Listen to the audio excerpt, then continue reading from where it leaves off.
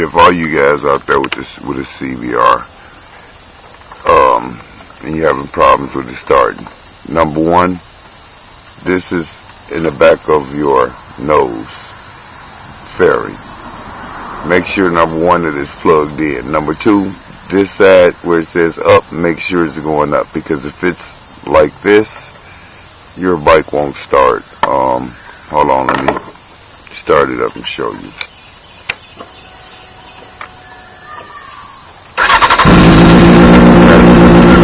Bike running. The only thing I'm gonna do is I'm gonna turn this sensor upside down. Instantly, bike shut off. Turn it back over. It won't start, right? Shut the bike off for a second or two. Let it reset. Turn it back on.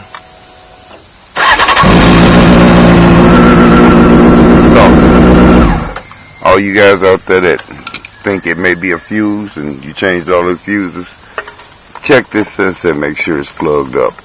Your bike will not start, and it's connected to your headlight assembly in the back of your nose housing. What'd you say you was over there doing, Mick? What'd you say you doing? Nothing.